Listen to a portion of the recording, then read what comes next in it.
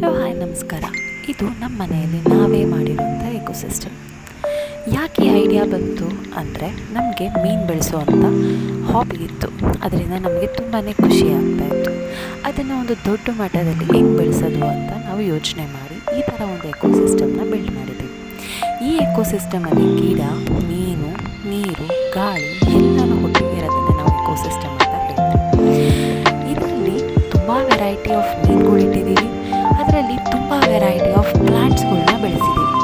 ನಿಮಗೆ ನೀರಲ್ಲೇ ಹೇಗೆ ಪ್ಲ್ಯಾಂಟ್ನ ಬೆಳೆಸಬಹುದು, ಗಿಡಗಳನ್ನು ನೀರಲ್ಲಿ ಹೇಗೆ ಬೆಳೆಸಬಹುದು ಅನ್ನೋದನ್ನು ನಾನು ನಿಮಗೆ ಇನ್ನೊಂದು ವಿಡಿಯೋದಲ್ಲಿ ಕ್ಲೀನಾಗಿ ಹೇಳ್ಕೊಡ್ತೀನಿ. ಇಲ್ಲಿ ನೋಡಿದ್ರೆ ತುಂಬ ವೆರೈಟಿ ಆಫ್ ಫಿಶಸ್ ಇದೆ.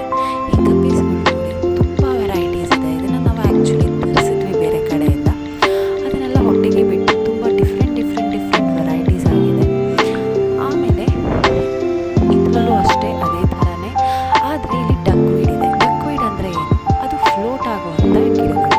ಈ ಪುಟಾಣಿ ಗಿಡಗಳಿದೆಲ್ಲ, ಇದು ನೀರಲ್ಲಿ ಮುಳುಗಲ್ಲ, ಫ್ಲೋಟ್ ಆಗ್ತಾ ಇರುತ್ತೆ. ಇದರಲ್ಲೂ ಅಷ್ಟೇ ಗಪ್ಪೀಸ್ ಇದೆ. ಇದು ವಾಟರ್ ಲಿಲ್ಲಿ. ಸೊ ಈ ರೀತಿ